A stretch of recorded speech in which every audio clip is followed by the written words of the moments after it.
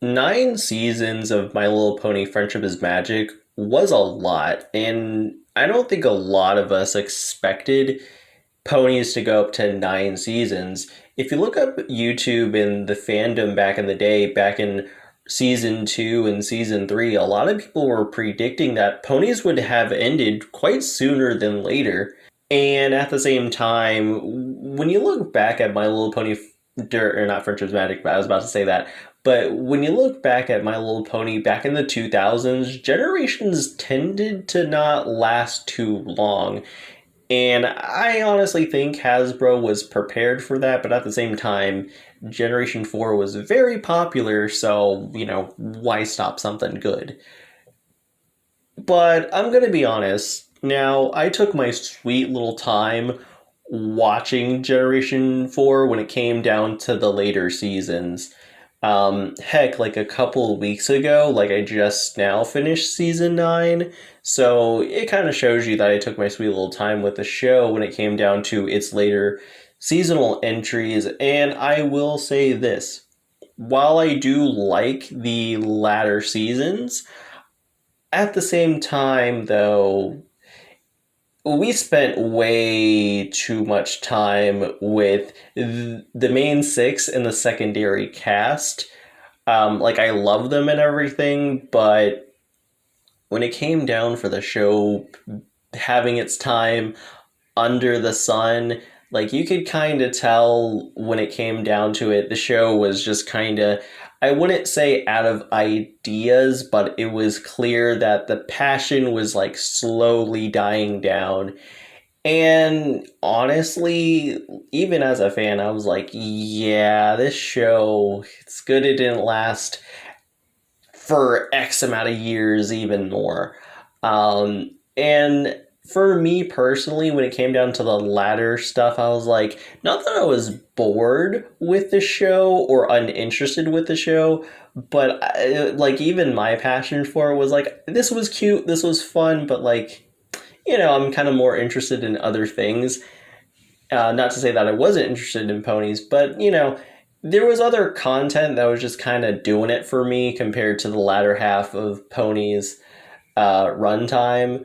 But for the most part, like I enjoyed my stay. But for me, looking at outside of the animation side, like I feel like Generation 4 and the main six, like they're better when it comes down to like its other content, which for me is definitely a shame. Not too much of a shame, but the IDW comics were doing something completely different that the show was not doing. At the same time, you had like 12-page golden books that had the main six doing something cute and wholesome. And it's not like the branding for Generation 4 has really ever ended, especially with Pony Life being like a thing that what didn't last too long in terms of merchandise wise, but they still do Generation 4 merchandising. At this point, the Generation 4 cast is just more so classic characters of the early 2010s, and they're just iconic character designs that are just kind of easy to throw on merchandise nowadays.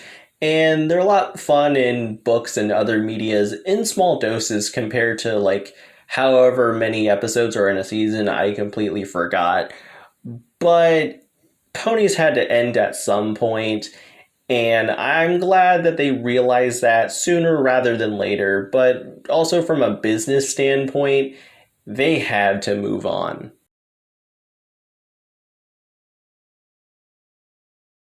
When it comes down to Generation 5, DreamWorks Trolls' influence is definitely very heavily here. And dare I say, Trolls has definitely, in my opinion, always had a bigger advantage than Ponies ever really did. Not because I'm a Trolls fan, but it's just kind of there. I mean, Trolls started off as a CGI theatrical animated movie, then it moved on to cute little holiday shorts and then TV shows. On top of that, you had books and other media. It's just kind of kind of a win-win scenario, and it's definitely been working out for DreamWorks in the long run, but also Hasbro, especially during 2016, not so much the World Tour era. That's a discussion for another video, but Hasbro did a lot of the heavy lifting back in 2016 from 2018 with a lot of the DreamWorks Trolls merchandise, and honestly, Hitch being the main character just kind of adds up.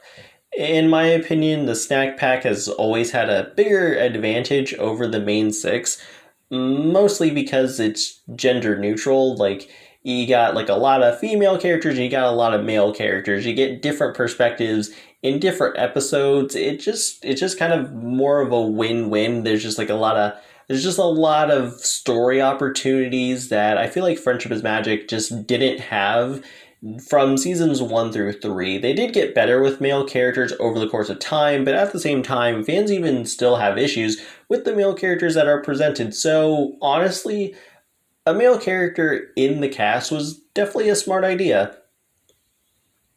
And honestly, I hope that they kind of use Branch as the blueprint. It's kind of clear that, that they're definitely using Branch as the blueprint. But honestly, Branch is a great blueprint. I mean, honestly, like, when it comes down to Branch, back in 2016, they had a divide in terms of the merchandise, which it wasn't a bad divide.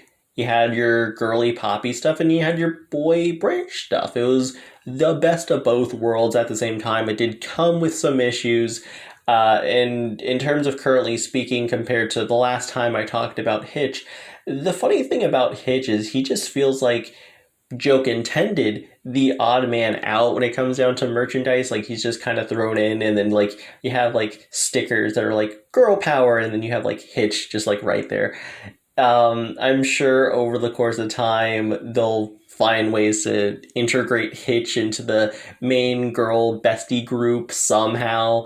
Again, it'll definitely take some time, but I hope that things definitely work out for that boy in terms of how he's marketed. But honestly, adding a male character is just it's just going to be a W for them going forward when it comes down to kids watching it, and there just so happens to be like a guy going, hey, this My Little Pony movie just dropped, and guess I'll tune in. And then, they see Hitch as a main character, and I feel like they just feel very comfortable watching, At the same time, again, it's not theatrical. It was going to be from Paramount, but they dropped ship to Netflix, which I think was for the best. We'll get into that when I talk about the next subject. But really, this being a big CGI animated movie on Netflix is going to get a lot of attention. If this was a TV show, it would get very tiny eyes, in my opinion, but it would definitely still be trending in the top 10. But a theatrical movie, Netflix theatrical, whatever you want to call it, that'll get a lot more eyes. I would imagine it being also in the top 10. Not to mention the casting, like, they knew what they were doing when they casted Sophia Carson. I wouldn't be surprised if more Descendants cast members find their way somehow in Ponies somehow.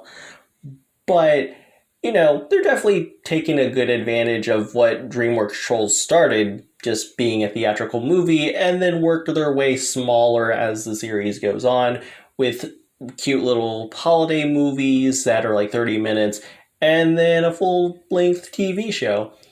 And yeah, I think that what they're doing and what they've taken from Trolls' influence when they were working with DreamWorks, when making the toys and everything, they took some good notes, and I'm glad that Trolls was definitely in somehow influenced.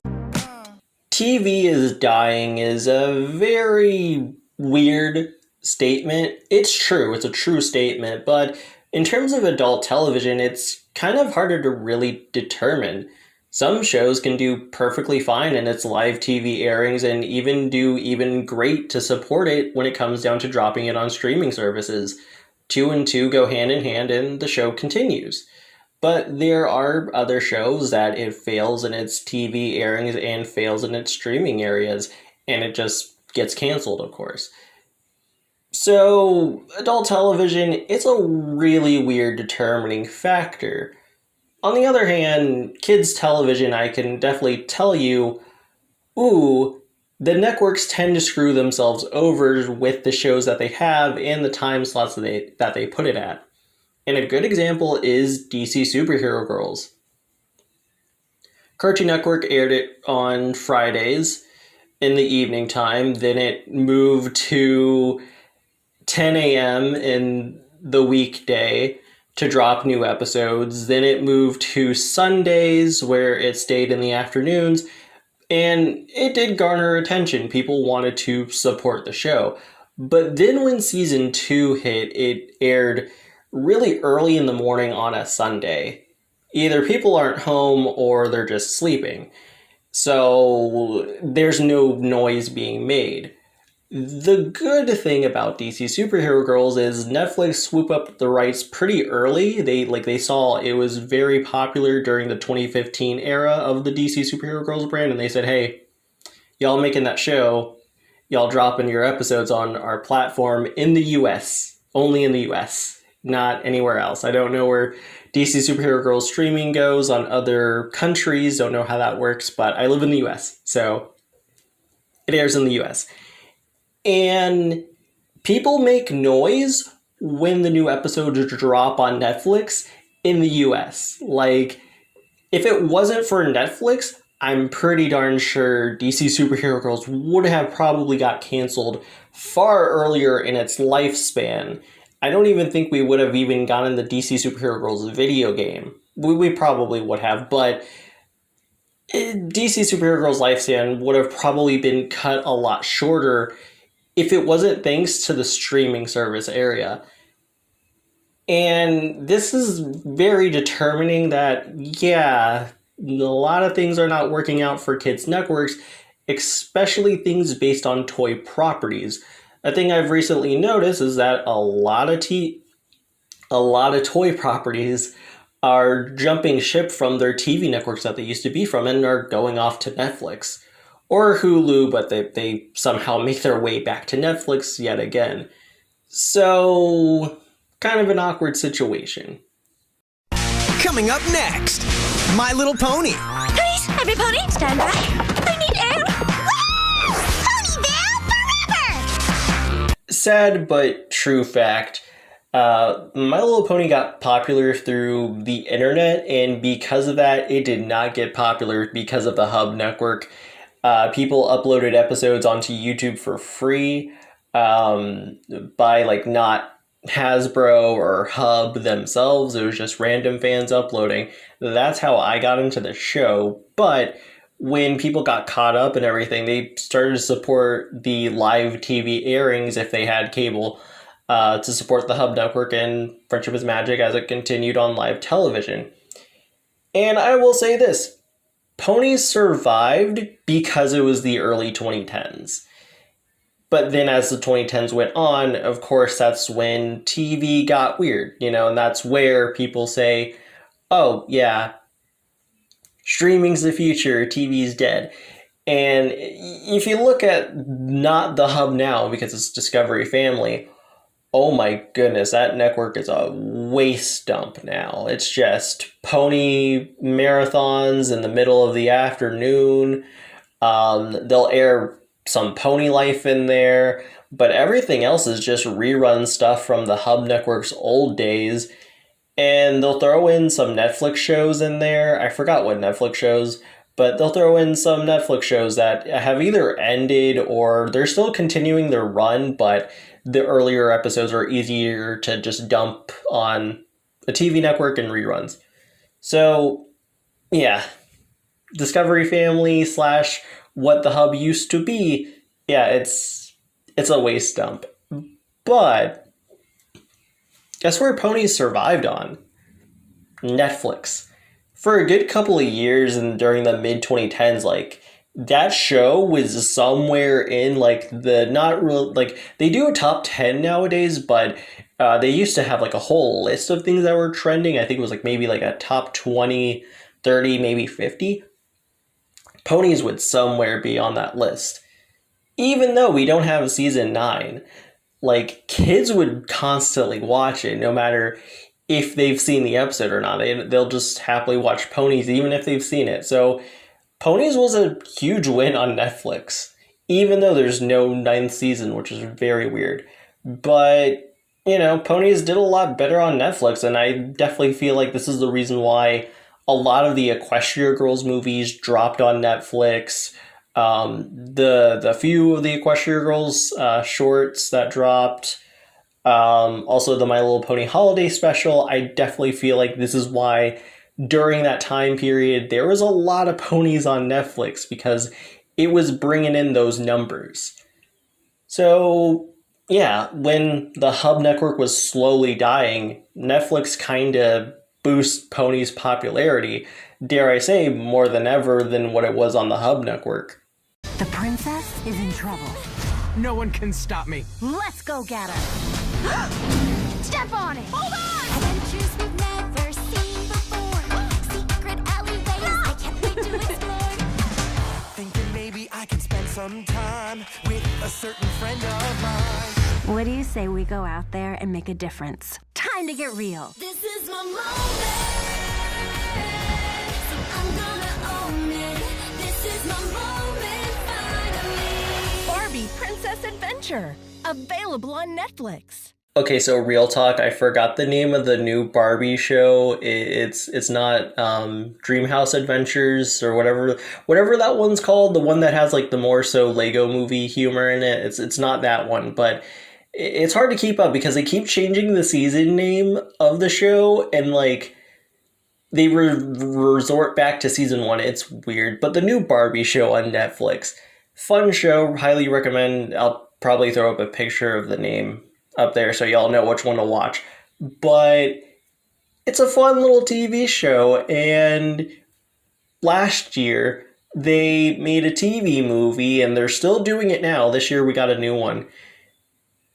And like, I was watching Princess Adventure after I got done with the show, and I was like, man, this is very much giving me Disney Channel original TV movie vibes of like something like the Proud Family movie, something along those lines. And I was like, huh.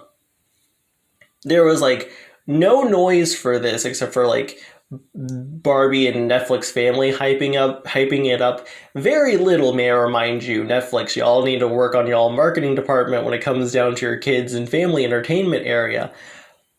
But there was no noise for it, very little noise. But when I was watching, I was like, man, this is giving me vibes of like years of old of TV original movies. And I was like, huh. Maybe we really don't need TV for a lot of these toy shows. They could easily go to streaming, have a cute movie, have a fun TV show, and still have those vibes of years of old. So it's interesting that My Little Pony Generation 5 is taking this approach, and I don't really know how popular the Barbie show is. It must be popular because it's getting more seasons and more TV original movies on Netflix, but something's working with that format they're doing, and it's interesting to see Generation 5 take this approach. And dare I say, it will definitely benefit them in the long run. In conclusion, with all of the things I brought up, I think Generation 5 is going to be in a good position. It's just a matter of whether or not this does work out. And I'd say they've learned enough from their own company or other studios to really truly know, how to really make this generation definitely be as big as it possibly can. It's just really the matter of both the toys and the Netflix reception of whether or not it can have a future, and I think it possibly can. I think that it's done enough to definitely make sure it's popular. However, I will say this: I do not like the Netflix marketing, and that's been a big problem with a lot of things. Netflix just loves to wait till like the last minute. It's bad. Honestly, they need to work on that. For most things, like, they don't wait till the last minute, so it's just kind of weird. Like, I hope we get a trailer soon, but like, if they want this to be big, like Netflix needs to step up their game, or like Hasbro needs to step in and do something. Like y'all need a trailer. That's really all I could say. But yeah, I think they're on the right track to having a successful Generation 5. Anyways, I'm Speed Force Spectre, and I'm signing out.